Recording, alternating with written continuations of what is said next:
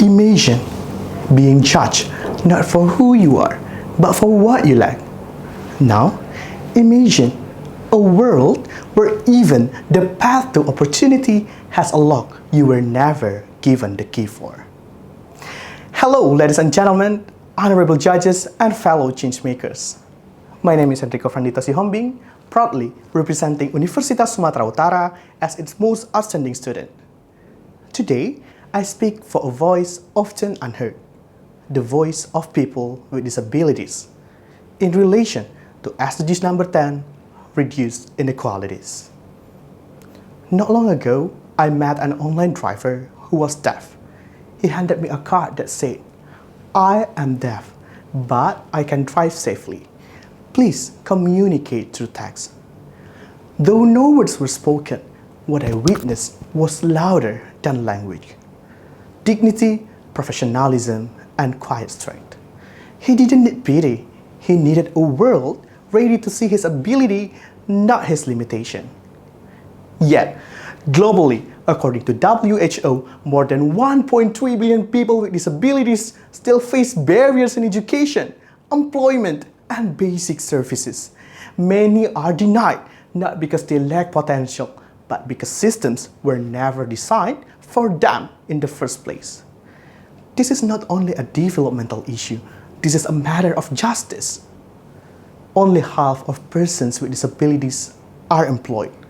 In some regions, children with disabilities are 10 times less likely to go to school. And even today, accessibility, both physical and digital, remains an afterthought. It's clear, we need more than ramps, we need reform. That is why I propose Access, a comprehensive commitment to equal support systems. Access is a four-part framework built on policy, education, economic empowerment, and technology. First, in terms of policy, Access advocates for the active representation of persons with disabilities in decision-making bodies.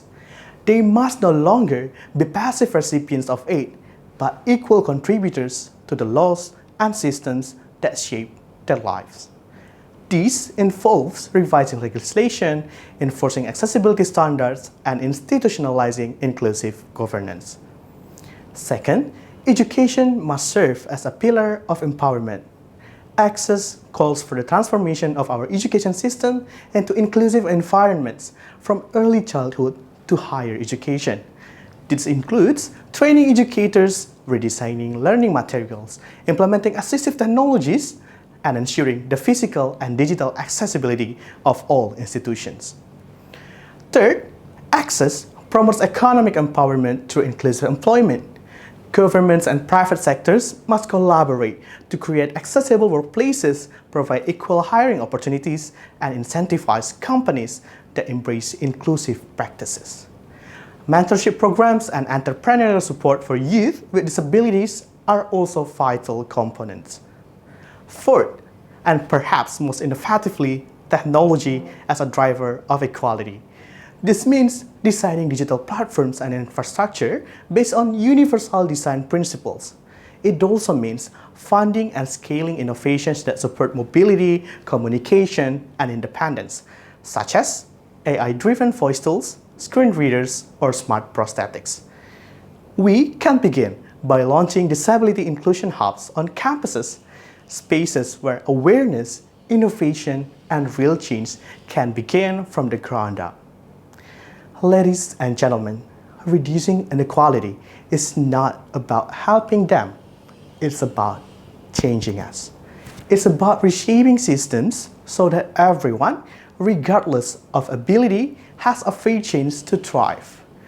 A society that excludes one is a society that limits all. So, let us build access, not just as a solution, but as a commitment, with urgency, with vision, and with the belief that everyone deserves a key to opportunity. Thank you.